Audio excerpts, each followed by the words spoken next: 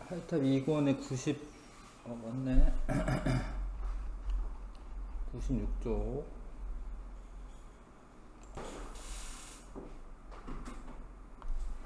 96쪽에 지지시대의 상대적 길이를 나타낸 것인데, A는 선캄브리아 시대, B는 고생대, 중생대, 신생대, 옳지 않은 거. A에 가장 많은 종류 화석이 발견된다.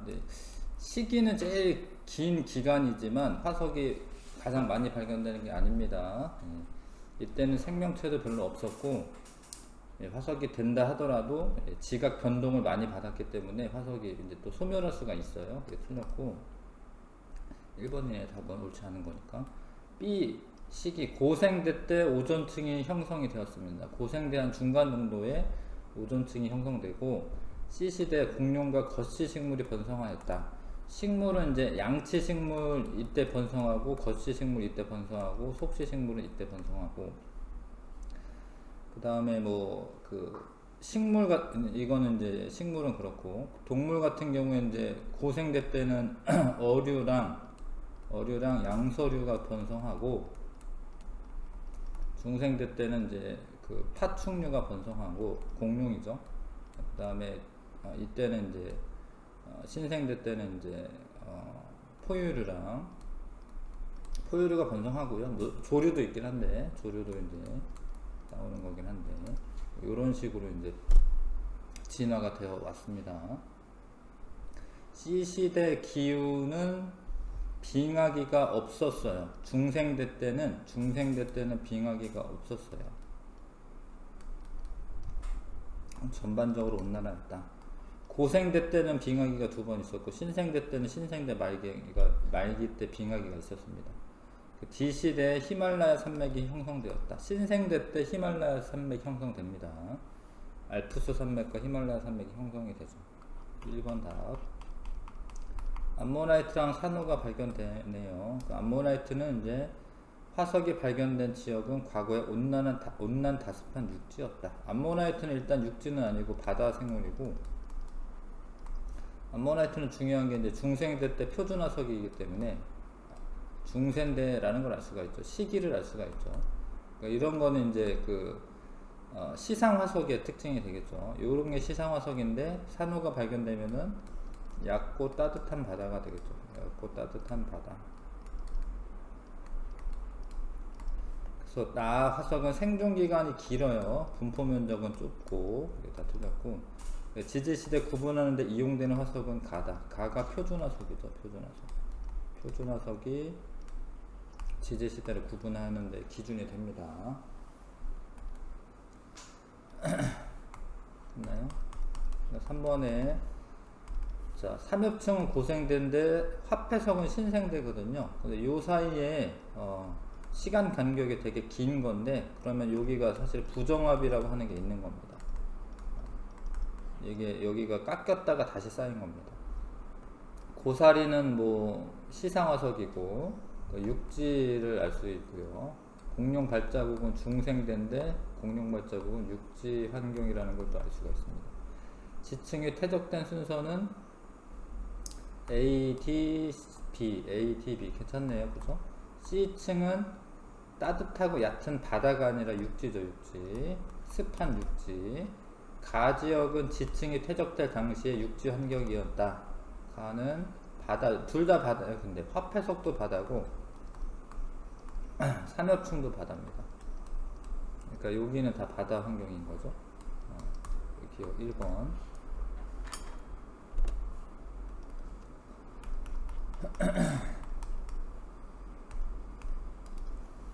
자, 지질시대에 일어난 몇 가지 주요한 사건인데, 최초 생명체 출현은 선캄브리아 시대 때 있었고, 이거 선캄브리아 시대 때 있었고, 산소호흡 출현도 그렇긴 하죠. 요것도 선캄브리아 시대에 있던 거네, 이것도. 근데 그러다가 육상생물 출현한 거는 이제 요때 이제 오존층이 이제 생겨야 되고, 육상생물 출현은 이제 고생대 중반 정도 고생대 때 됩니다. 그래서 기역은 수권에서 출현하였다. 맞고요. 오존층이 형성된 시기는 나가 돼야 되고, 산소 호흡 생물 출현하고 한 이유죠.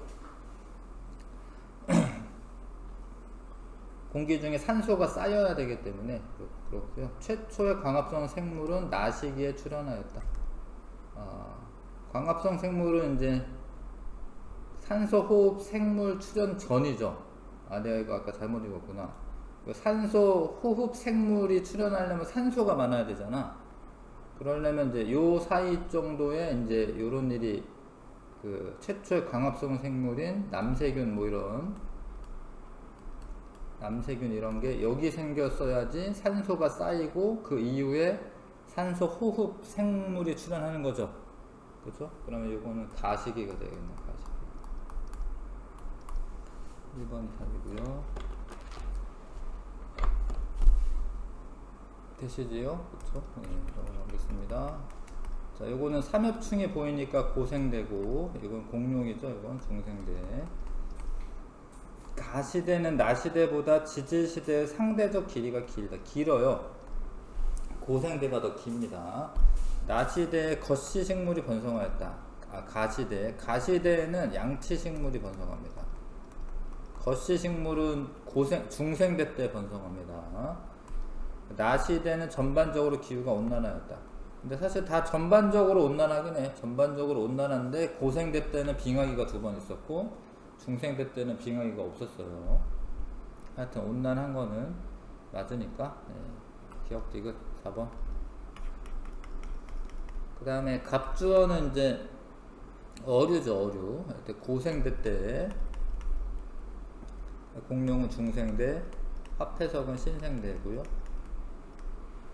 가는 암모나이트와 같은 시기에 번성하였다. 아니죠. 암모나이트 중생대니까. 고생대 말에 멸종하였다. 나는 중생대 말에 멸종하죠. 중생대 말에. 다가 발견된 지층은 육지 환경이었다.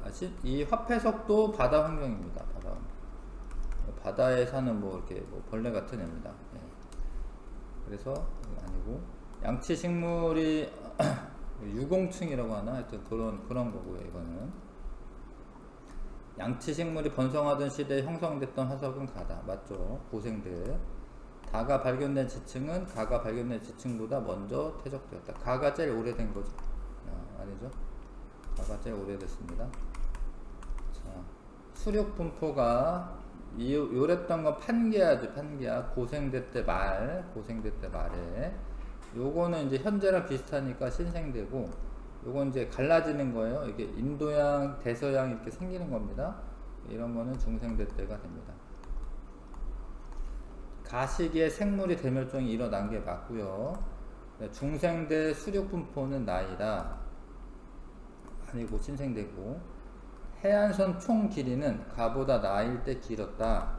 맞아요. 해안선이 여기는 다 이렇게 결합이 되어 있는 겁니다. 이쪽은 약간 띄어져서 그려놨지만 그럼 이렇게 해안선이 이렇게밖에 없는 거고 여기 해안선이 많은 거예요. 그렇죠? 해안선의 총 길이는 가보다 나일 때 길었다. 맞죠? 그렇게 역디귿 한번 고르시면 되고요. 자, 대멸종이 5번 있었는데 1번, 2번, 3번 요 중에는 요거 같아요. 4번, 5번. A 시기와 B 시기에 각각 멸종된 생물로 오는 거. 요 때는 이제 고생대 말이기 때문에 A 시기 때 멸종된 거는 요 삼엽충이랑 이게 방추충이에요. 방추충. 그래서 요거 2개 다 고생대 표준화석입니다. 얘는 방추충이라고 하는 겁니다. 이건 삼엽충이고, 요게 이제 기역 A 시대 때, A 시기 때 멸종이 됐고요. 요거는 화폐석이고 신생대고, 암모나이트는 중생대 때 멸종된 거니까 리을. 그래서 기역 니은 리을 순으로 쓰면 되겠습니다. 1번.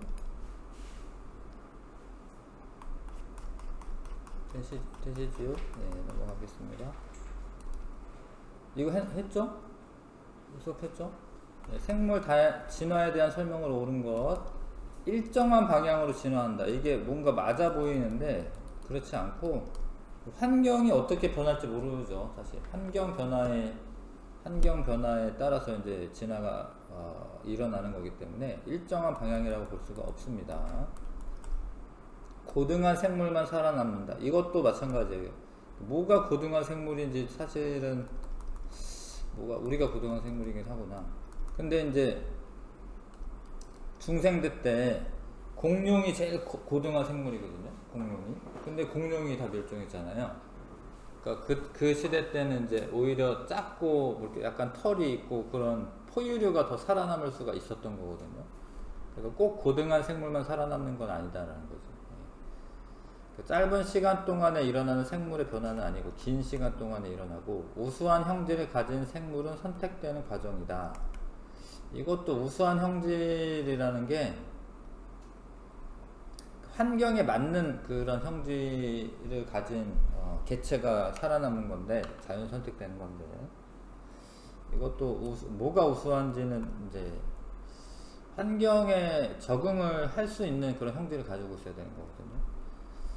그래서 이것도 이제 왠지 다 맞아 보이지만 이것도 선택하지 마시고 생물이 여러 세대를 거치면서 환경 변화에 적응하여 변화하는 것이다. 이게 제일 맞는 겁니다. 5번이 제일 맞아요.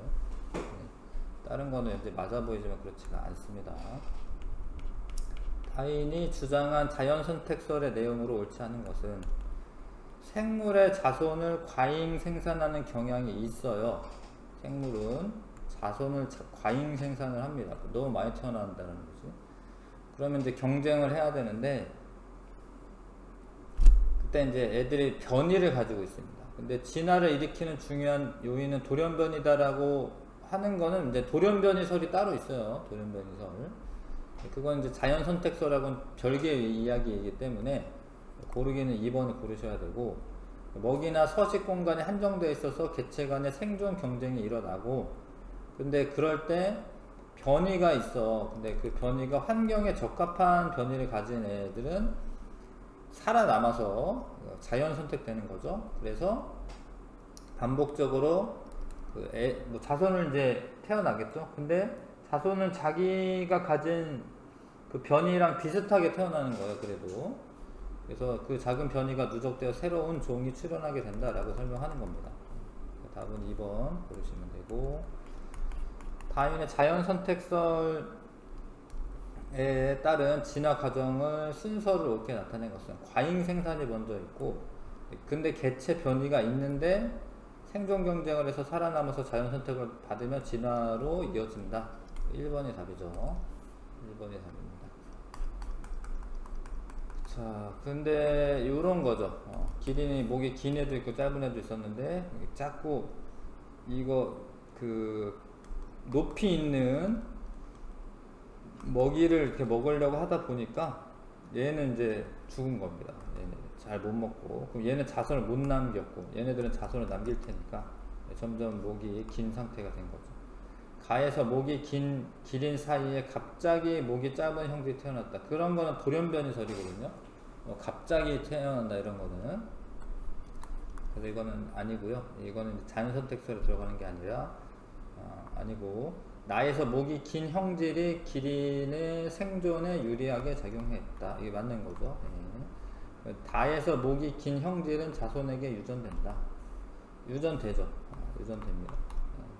그럼 자기가 이제 그런 형질을 가지고 있는 거니까 그런 유전자를 가지고 있는 거니까 유전이 됩니다. 5번 답 5번 하면 되고 다윈의 진화론이 과학과 사회에 끼친 영향으로 볼 수 없는 것은 현대 생명과학의 기본 원리가 되었다. 맞고요.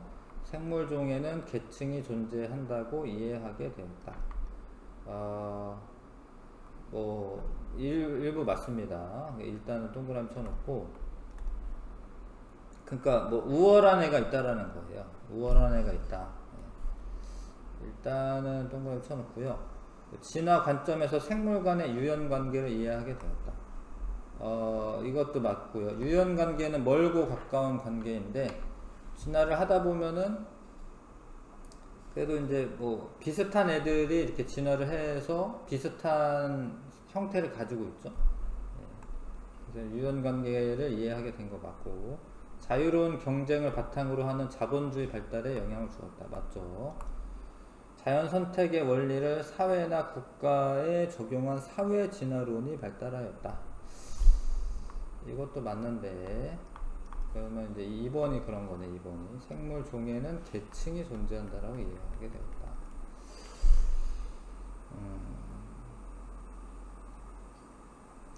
계층이 존재한다. 선생님이 처음에 이제 2번을 좀 이렇게 일단 맞다라고 생각한 거는 뭐 이런 거죠. 이때 이제 제국주의 시대 때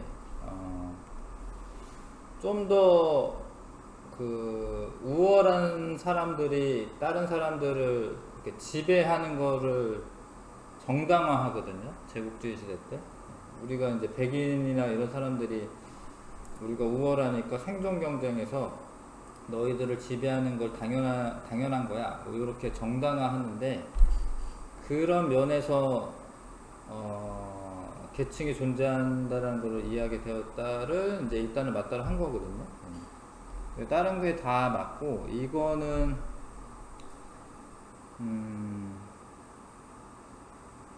뭐 그렇게 생각한 사람들이 있긴 하지. 그 당시 시대에.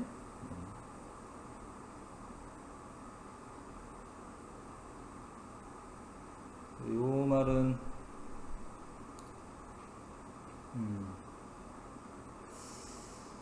그런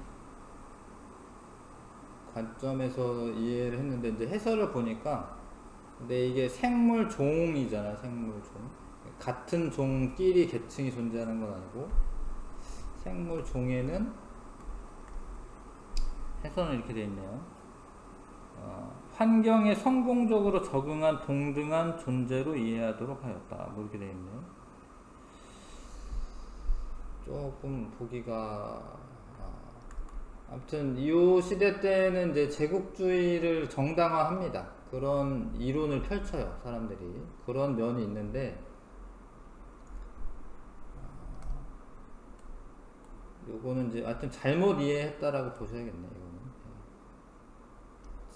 다윈의 진화론이 과학과 사회에 끼친 영향으로 할 수 없는 거죠. 이런 면이 있는데 이거 답은 2번으로 되어 있고요. 이런 내용 아시죠, 그렇죠? 식민지배를 정당화하는 데 사용하거든요. 근데 그 식민지배에서의 특징이 아무튼 막 그 뭐 흑인들을 막 이렇게 억압하고 노예로 삼고 이런 거거든요. 이런 면이 없지 않아 있는데, 근데 다른 게 다 맞네요. 다른 게. 이건 답은 2번을 하시고 오거든요. 넘어가겠습니다. 이거는 14번에 같은 종의 달팽이 껍데기 무늬는 개체마다 조금씩 다르다. 이 변이가 있다라는 의미고, 이것도 그렇네요. 네. 그 다음에 이와 같은 변이에 대한 설명으로 옳은 것을 보기에서 있는 대로 고른 것은 환경의 영향으로 나타나는 변이이다. 그러니까 환경 이전의 변이가 있는 거 사실은 환경의 영향으로 나타나는 변이가 아니라 뭐 유전이나 이런 것 때문에 나타나는 거고, 개체가 환경에 적응하는 능력에 영향을 주죠. 돌연변이와 생식세포의 다양한 조합이 발생 원인으로 작용한다. 맞는 이야기죠. 돌연변이가 생길 수도 있고 생식세포가 이제 무작위적으로 배열했다가 이제 생겨나서 생식세포가 그 수정할 때도 무작위적으로 수정하기 때문에 다양한 개체들이 태어나고 변이가 태어나는 거죠. 4번 고르시면 되겠습니다. 15번에 갈라파고스 군도의 요 핀칫의 부리랑 먹이랑 관계이죠. 큰 부리를 가진 핀치는 모든 섬에서 생존에 유리하였다. 아니잖아요. 그쵸? 뭐 곤충이 많은 데서는 유리한 게 아닙니다. 각 섬마다 많이 있는 먹이에 적합한 부리 모양을 갖게 된 것이다. 맞다라고 할 수 있지. 그 부리를 가진 애가 이제 살아남아서 이렇게 맞는 거죠. 갈라파고스 군도에 사는 핀치의 진화 과정은 자연 선택으로 설명할 수가 있죠. 니은 디귿 5번 고르시면 되겠고요.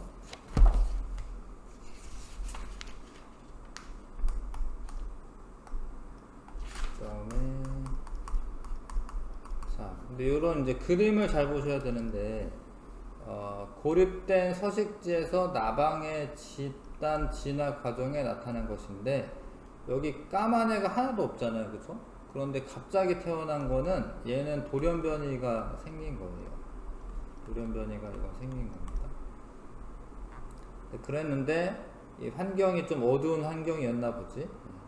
그러면 이제 새들이 와서 이제 잡아먹을 때 하얀 나방이 눈에 잘 띄니까 먼저 잘 잡아먹은 거고, 까만 나방은 이제 개체수를 점점 이제 늘려간 거고, 그래서 이거는 자연 선택 과정이라고 보시면 됩니다. 가에서 유전적 변이가 발생했다. 변이가 발생했네, 유전적 변이가.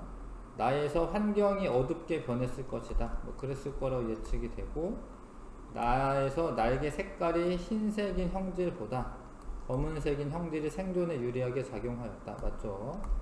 그렇죠. 그래서 답은 5번으로 하시면 되겠습니다. 16번에 5번이고요. 그 다음에 17번에 근데 여기는 근데 처음부터 같이 뭐 이렇게 있잖아요. 그래서 살충제에 대한 내성을 가진 애가 있는 거죠. 얘가 이제 죽고 살아남고 하다 보니까 나중에는 살충제 내성을 가진 애들이 더 많이 살아남은 거죠. 그러면 이제 뭐 바퀴벌레가 나타나는데 뭐 이렇게 살충제 뿌려도 잘 안 죽습니다. 그런 일이 발생하는 거죠. 1세대에는 변이가 나타나지 않았다. 얘랑 다른 애니까 변이가 있는 거고, 살충제 살포로 살충제 내성이 있는 개체가 자연 선택되었다. 이게 맞는 이야기고, 5세대 이후 살충제 살포를 중지하면 살충제 내성이 있는 개체는 모두 죽는다고? 꼭 그건 아니죠. 5세대 이후에는 살충제를 살포해도 잘 안 죽는다. 그런 거죠. 그쵸? 살포해도 잘 안 죽습니다. 니은만 고르면 돼요. 생물 다양성과 보존은 아직 안 한 거죠. 그쵸?